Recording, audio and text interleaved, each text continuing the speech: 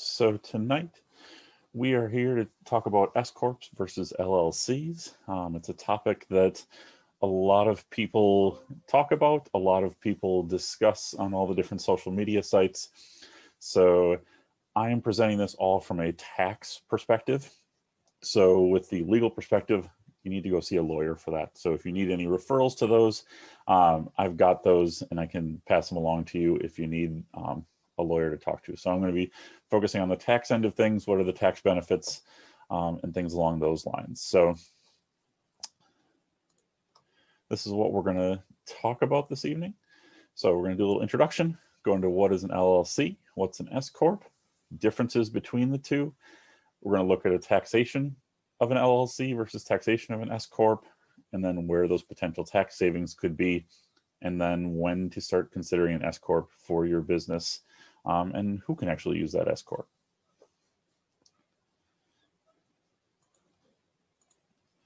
So the first one is going to be a little bit of a trivia question. So I want to know from all of you in the audience, what is an entity and what are the four primary categories of for-profit businesses?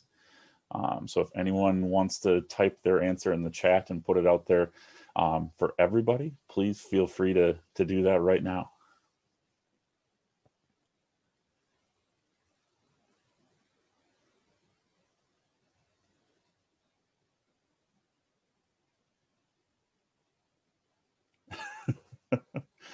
So we have a single answer of LLC. Joel has 3 out of the 4. Anyone else want to venture a guess as to what the 4 entity types are that the IRS uses for for-profit businesses?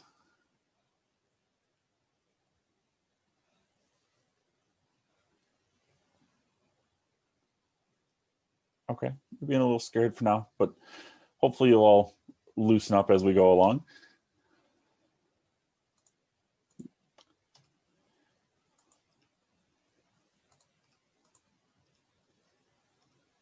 So the 4 types are actually the sole proprietorship, partnership, S corporation, and C corporation. So no LLC there. So even though that's part of the topic of discussion for tonight, those are the 4 primary categories that for-profit businesses fall into. So as we found out, what don't you see listed? And the answer is the limited liability company. So the LLC is not a recognized entity by the IRS because any of those 4 entity types can be operated as an LLC. So what actually is an LLC? So an LLC provides legal protections primarily. So it's going to offer liability protection than over just your sole proprietorship or non-LLC entity. So in the general example that I give, if someone sues your business when you're an LLC, as long as you have done everything that you're supposed to do, they cannot then attach any personal assets or sue you personally. They can only sue the business. So that is where the liability protection comes in, is it protects your personal assets, your personal home, your personal vehicles, your personal bank accounts. As long as you follow all the rules and regulations around having an LLC, those legal protections stay in place. The next piece that an LLC is, it has separate existence. So an LLC can live beyond the member's death. LLC is its own organization. So you file it with your state, and let's say you're a sole proprietor where it's just you as the owner, you haven't done anything else. As an LLC, even if you die, the LLC still stays alive. And then the tax obligations. LLC is taxed based upon number of owners and how the LLC is either formed or classified. So as I mentioned, it can be any of those 4 primary entity types, and there's defaults. So if you don't do anything and there's only 1 owner, it defaults to a sole proprietorship for tax basis. If there's 2 or more owners and you don't incorporate, it's taxed as a partnership.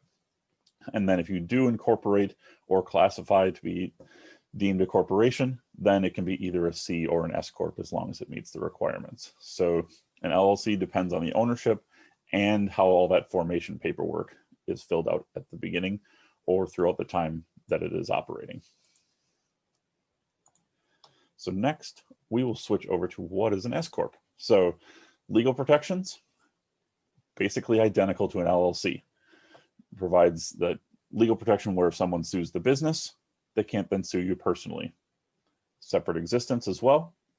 S-Corp can live beyond a shareholder's death because the shares of stock for the S-Corporation pass to the estate and then on to any beneficiaries or heirs.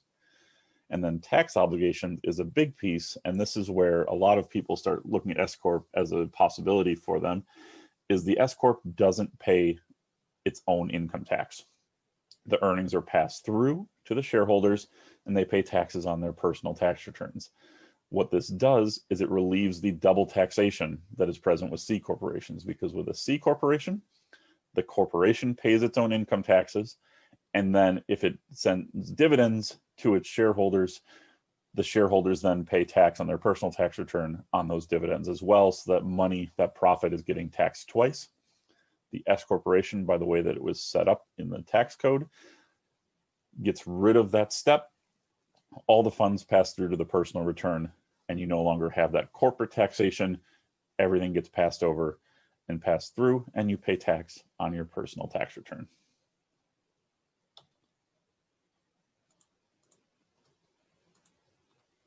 So here's some differences between an LLC and an S-Corp. So limiting liability, like I said, very close on either one. Perpetual existence available. It can live beyond the shareholder member's death. LLC is regulated by each state. So if you're operating in New York, the regulations for an LLC there are different than the operations in Virginia. The S corporation is regulated by the IRS. So it is the same regulations no matter what state that you live in. LLC doesn't actually have a tax benefit by itself because it's taxed as one of those other entity types. The LLC doesn't provide any additional taxation benefits. But the S-Corp, as I just discussed, does offer those taxation benefits because you're not getting taxed by the corporation as well as then taxed on your personal return. An LLC can have very minimal administration. So it doesn't take a lot of effort, one, to set it up in most cases, and then two, once it is operating, you don't have all of the corporate requirements and things like that. Whereas the S corporation, on the other hand, does. So you have to have things like an annual meeting of shareholders. You have to have meeting minutes. If you're going to lend or borrow money, you generally have to have a shareholder resolution. So there's a lot more steps in place for that S corporation. An LLC can have very flexible management. Generally, there's a manager of the LLC, and as long as they're following the articles of organization, they can do pretty much anything that it allows for them to do. On the S-Corp, again, it's much more structured, it's much more rigid. There are certain things that have to take place for it to actually continue to be considered an S-Corporation. The next piece of an LLC is that you can allocate profits and losses to the members much more flexibly. So let's say we have 4 members of the LLC, they each own 25%. You don't necessarily have to allocate 25% of the profits and losses each year to those members. It can be 50% to one, and then 20% to another, 10% and 20%. It doesn't have to be by their ownership percentages. The S corporation, on the other hand, must be distributed based upon their ownership. So if they're a 25% owner, they are on the hook for 25% of the profits or losses on an annual basis. Both the LLC and S-Corp have an initial setup fee and then annual renewals. So that is the same on both. The amounts of those differ. Generally, an LLC is a little bit cheaper, and S-Corp is generally based on how many shares of stock are issued. The LLC, there's no restriction on the number of members or the types of members that can be part of it. So you can have 1 million members of your LLC. You can have US citizens, non-US citizens. You can have businesses own LLCs. That part, there's no restrictions there. On the S-Corp, there are restrictions. So you can only have up to 100 shareholders. All the shareholders have to be US citizens. So there's more restrictions in place on that S-Corp versus the LLC.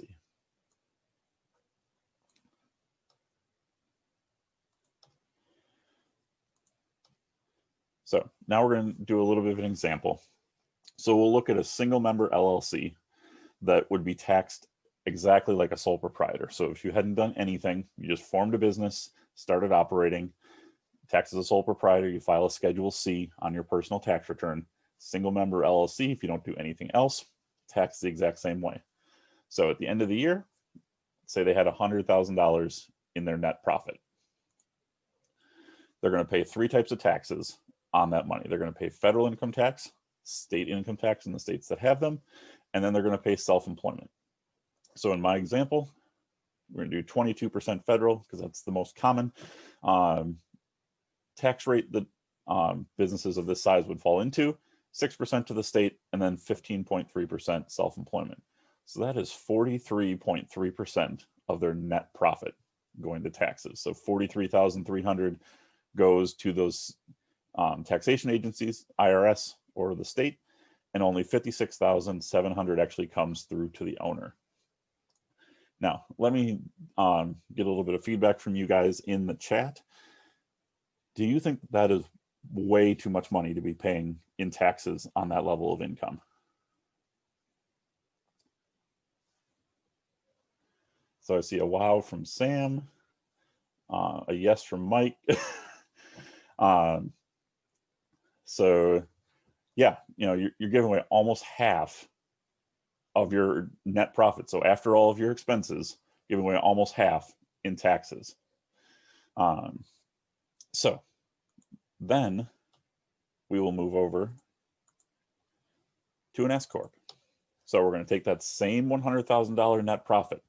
And in this case, we're going to do it, that $100,000 is before the owners have paid themselves a salary. So in this instance, they're going to pay 3 types of taxes again, but they're slightly different. Federal and state, exactly the same. But now they're going to pay their FICA taxes, their Social Security and Medicare tax on just their salary. So if we take that $100,000, we assume a $50,000 salary. Now we're going to pay our 22% federal, we're going to pay our 6% to the state, and then we're going to pay 15.3% on the salary only. So we're only going to pay $35,650 in taxes, and we're going to keep $64,350.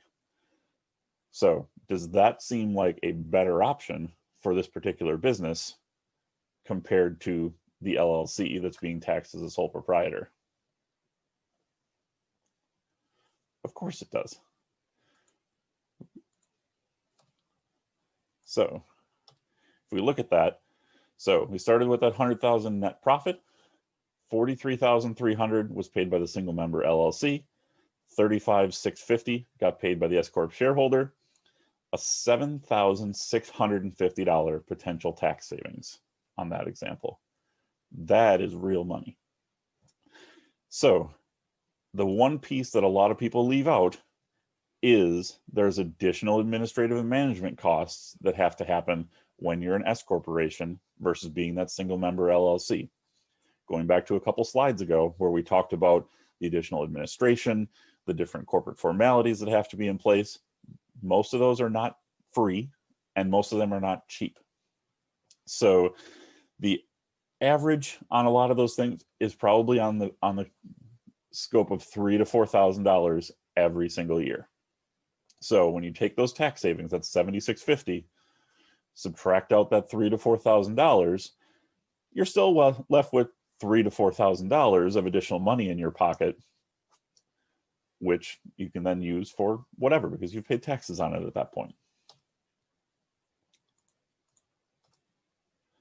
So these are the items that you're typically going to have to do. Additional tax returns. So an S corporation has to file its own tax return first. It's called an 1120S. And then because it's a pass-through entity, you're also going to then report that income on your personal return. So you're still doing a personal return, but you're having to do that 1120S as well. Corporate formation or renewal, you're going to have to pay for that. I generally suggest hiring a lawyer to do that, to make sure that everything is set up correctly. You have to have an annual meeting. Now, this can be in your home. It can be at your kitchen table. And basically, it just has to be all the shareholders. And if you're the 100% shareholder, then you can be there. If you have a board of directors, they need to be there as well, because they're part of that corporate meeting. And it doesn't have to be anything complicated. It doesn't have to be anything, overworldly. One of the things that a lot of S corporations do is they hold an offsite annual meeting. Now, for the past year, that's been a little more complicated with hotels and things like that not available. But it can be held offsite, and those costs can be deductible from the business. And then you have payroll processing costs. So if you are a single member LLC, you now have switched over to an S-Corp, you don't have any other employees, now you have to pay yourself a reasonable salary. Now, this is a huge piece that people ask me, like, what is a reasonable salary? And I always look at 3 different pieces. The first piece I look at is the minimum wage. At the moment, pending what's going on with Washington right now, it's $7.25 an hour federally, and in certain localities it's higher. So $7.25 an hour over the course of a full year is between $15,000 and $16,000. The second piece I look at is, what does someone doing your job that's an employee of a different company, what would they be paid? So if they're a salesperson and they get paid $50,000 or $60,000 a year working for someone else, that's probably a reasonable salary that you should be paying yourself for your company. And then the third piece is, what does your company actually make? If you are netting $0, a reasonable salary is $0. If you're netting $1 million, paying yourself minimum wage and paying yourself $15,000 is not a reasonable salary. So I look at those 3 pieces, and I ask myself, I ask my clients, based on what you're paying yourself, would you, if you walk down the street and talk to somebody, just random person you walk to on the street, if you said, I'm paying myself $23,000 this year, would they say, yeah, that seems like a reasonable salary for you to be paying yourself? Or would they say, no, how are you paying yourself so little? So those are the things that I'll look at with my clients to help them figure out what that reasonable salary should be. And the reason it's important to pay yourself a reasonable salary is because if you don't, and the IRS comes back and determines that you have not paid yourself a reasonable salary, they can take all of the distributions you took for the year, reclassify them as payroll, force you to pay those FICA taxes, the Social Security, Medicare, the 15.3%, and tack on penalties and interest. So if you took $100,000 in distributions, now you have a $15,000 tax bill, plus they're going to tack on penalties and interest, which at that level would probably be somewhere in the $5,000 to $10,000 range just for penalties. And then depending on when they find it, they're going to charge you interest all the way back to when those payments happen or should have happened. So that can become an enormous tax bill in a hurry. And if they find it for 1 year, then they can start opening up your other tax returns and look at it in all those years as well to see if you did the same thing. And if they found it in 1 year and said, sorry, you didn't pay yourself a reasonable salary, if they find it in those other years, you're looking at that bill for each of those years, plus penalties, plus interest. So paying yourself a reasonable salary is extremely, extremely important.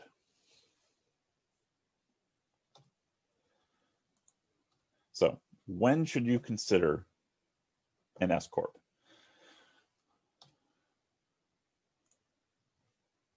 So my general rule of thumb is when your business is netting $40,000 a year is about the break-even point where the tax savings from it are about as much as the additional administrative costs.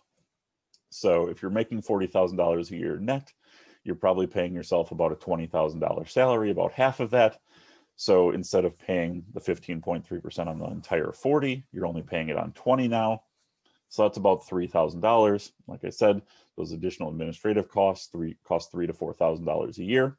So that's your break even. So that's when you start looking at it to see if it's a good choice for you and for your tax situation. Doesn't mean you have to switch over at that point. It doesn't mean you can't start an S-Corp from the very beginning. This is just where I've found to be a pretty good sweet spot to go ahead and, look at making that change from, whether it's an LLC or a sole proprietorship or a partnership to an S corporation. So here's a little financial inspiration for everyone. So an investment in knowledge pays the best interest. So thank you to Benjamin Franklin for helping us out this evening. And that is the end of the formal presentation. So you can definitely get in touch with me, us. I always like using us. There's more than just me at this point, so it's us. But now I will open it up for anyone that wants to ask some questions, and then we will kind of move on from there. So if anyone has any questions about LLCs, about S corporations, like I said, I'll send everybody a copy of the recording afterwards. I'll send you a copy of the slide deck so you have that as well. But if you have any questions about things that you've heard, all right, so Mike has a question. If you have two different businesses, should you have two different LLCs or S corporations? It's a very good question. So my general answer is yes, you should. And here's the reason why. One is that legal protection. If you have multiple businesses, multiple revenue types coming into bank accounts, if one of those businesses gets sued, or one of those, let's say you have a very high risk of being, sued activity, I don't know, like general contracting, and then you have another business that has a very low chance of being sued, like accounting. If they sue that one business and everything is run through the same bank accounts, they run through the same, entity ID, EIN, they can then attach all the assets for all of those. So that's why I generally suggest if you have, multiple businesses, put each one in its own LLC or its own S corporation, so that each of them has those liability protections, and so that when you're reporting on all of that stuff, that everything is nice and clean. You've got your revenue from business one over here and all the expenses. You've got the revenue and expenses from business two over there, and everything stays nice and separate, and there isn't any commingling and things like that to poke holes in those corporate veils. So I have one S-Corp that has since dipped in revenue below that $40,000 level. Is it a good idea to go backwards, if that makes sense? So once you've formed an S corporation, the only place you can really go from there is to a C corporation. So once you make an S election, you typically have to wait 5 years before you can do anything else with that. So there's not a lot of opportunities necessarily to go back and unwind that S corporation election. But like I said, the $40,000 level is just it's just a touch point. So it's not a, this is where you must or must not do it. And if you go below that, there's still some tax savings. And if you're not making a lot of money, you don't necessarily have to pay yourself as much of a salary. So some of those tax savings can still wander through there. And again, because it's not doing an enormous amount of business, some of those other formalities and things like that aren't going to be as expensive as on a larger business. So knowing what you know about my business, I think I should have formed an LLC a year ago. What should I be earning before moving into an LLC from a sole proprietorship? So if you only form an LLC, you'll still be taxed as a sole proprietor. So it's only if you're going to move to an S corporation, move to a C corporation, that you would get potential tax savings.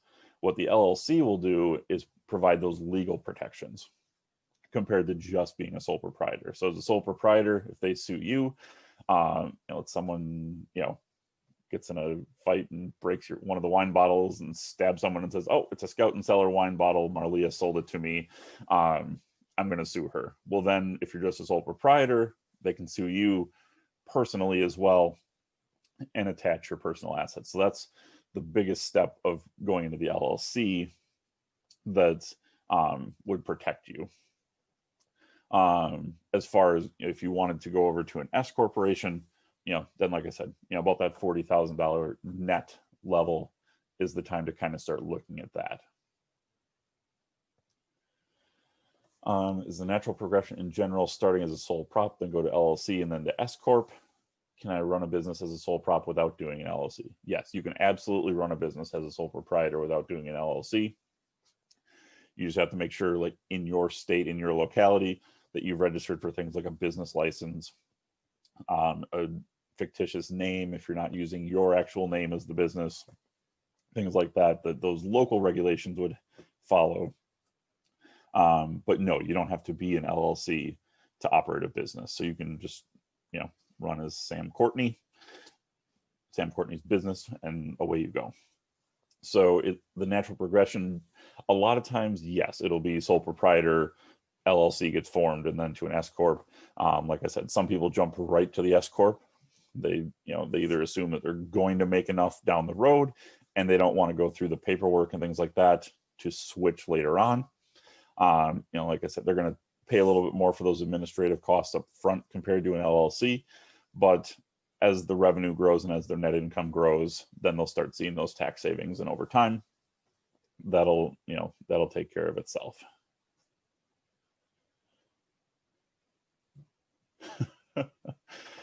You certainly do. Yes. So, whenever wine or alcohol or anything like that is involved, having liability protections in place is a fantastic way to go.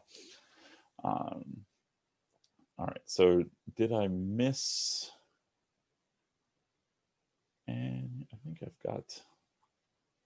got everyone's questions so far. Does anybody else have any other questions?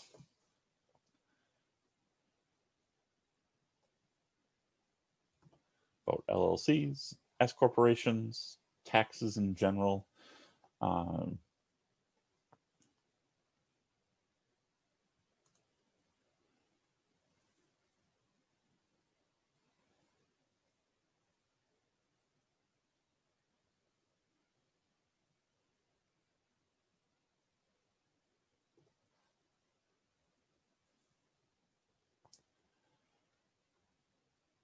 Do I take on extra clients to help put these things together? Depends on which pieces you're referring to. So like I said, with the organizational documents and things like that, I always say to use a lawyer. There are options out there like LegalZoom or Law Depot to be able to do some of those formation requirements, but a lot of those are very templated. They'll meet the minimum requirements that a state allows, but they may not cover everything that you want to have in there.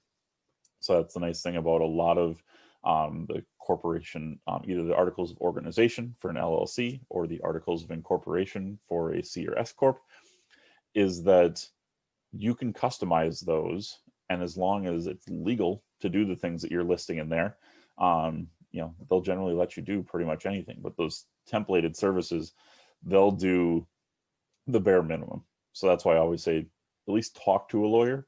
Even if you're going to use one of those services, bring the document into a lawyer and have them look it over.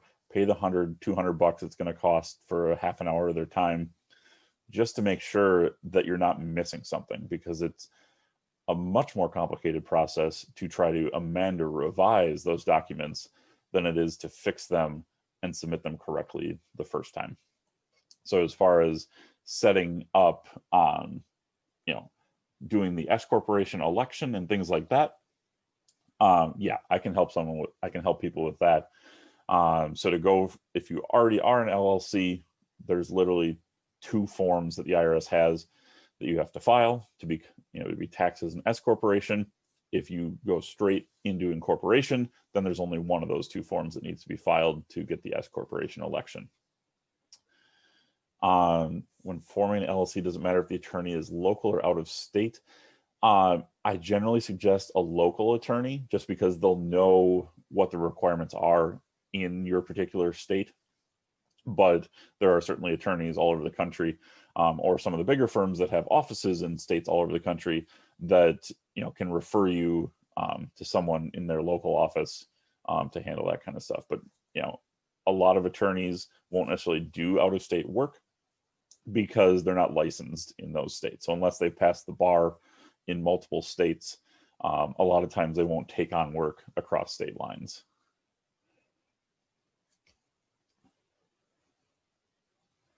Yes, there's definitely some running around on LinkedIn. So that's always my first place to look for potential people to refer to. So I certainly have some in my network. I can think of off the top of my head. There's a couple here in Virginia. I've got a couple in Florida, a couple out in California. So it certainly depends on what state you're looking to form the entity in. And I guess that's one piece I never really covered. You'll hear comments out there like, you should form a Nevada corporation or a Delaware corporation because they have beneficial corporate taxation and things like that. The piece that I always caution people with that is that just because you formed that entity in those states doesn't mean that you're not still going to have to pay tax in your home state. So like I'm in Virginia, if I form the corporation in Delaware, but I'm operating it from Virginia, I'm still going to pay Virginia tax on the income that I've generated in Virginia. Virginia is not going to let me be like, oh, no, my corporation's in Delaware, so you don't have to pay Virginia tax anymore. That's not the way that the states work. So you don't, some of the bigger corporations and, the multinationals and things like that set up their corporations in those states to get some of those benefits. But for a smaller company or a smaller corporation, it doesn't help out quite as much because they're operating generally in all 50 states versus your corporation's probably only operating in one or two at most.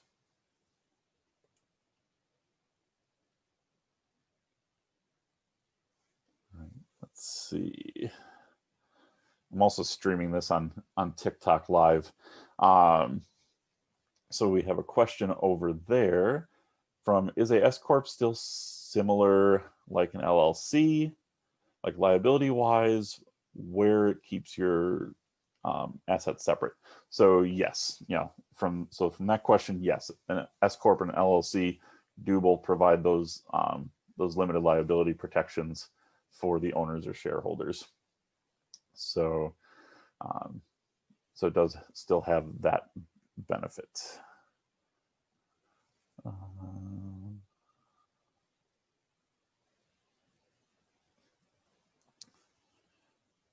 Okay.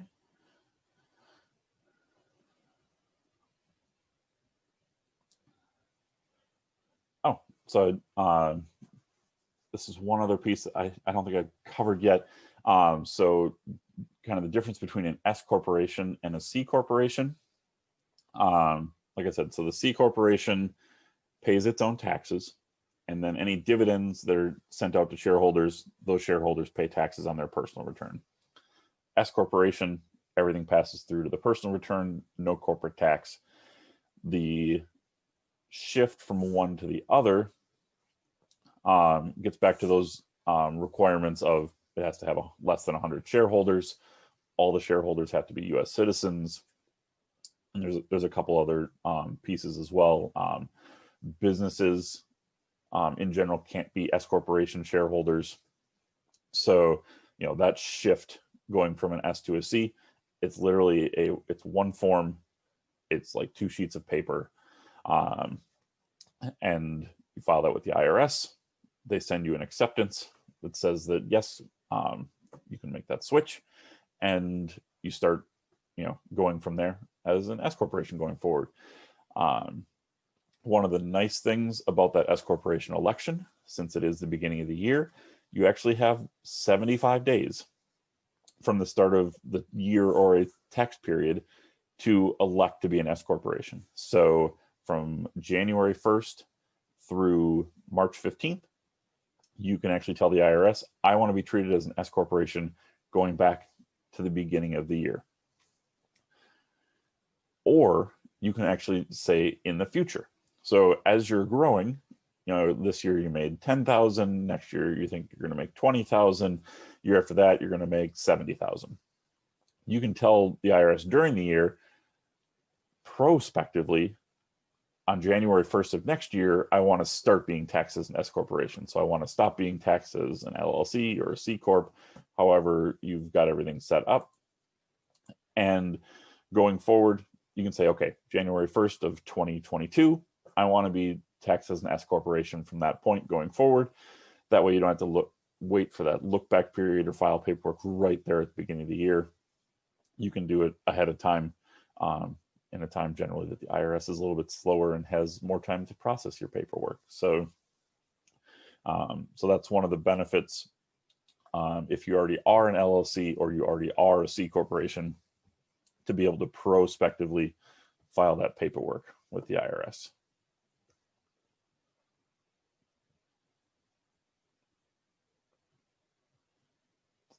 Anybody else have any other questions about S-Corps, LLCs,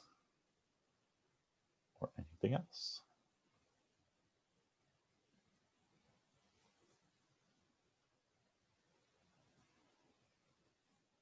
Okay. Well, we will wrap things up there. So like I said, I will send you a copy of this report so you have it and you can listen to it over and over again. I will send you a copy. Oh, here's another question. As an S-Corp, are there any quarterly things that need to be done? Yes. The biggest thing is the quarterly payroll taxes. So there's payroll forms that you need to file with the state. There's payroll tax forms that you have to file with the IRS.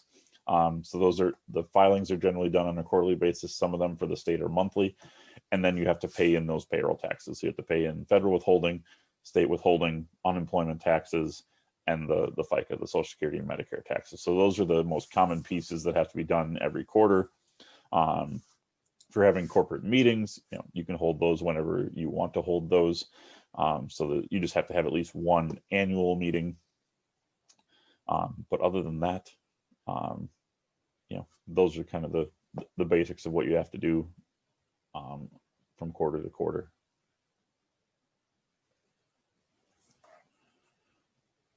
Okay, well, thank you again all for coming. We'll be doing more of these throughout the year, so I'm going to try to do one every month on topics like this. So feel free to check us out over on LinkedIn under Work From Home Financial, or you can check me out basically everywhere. I'm CFO Adam.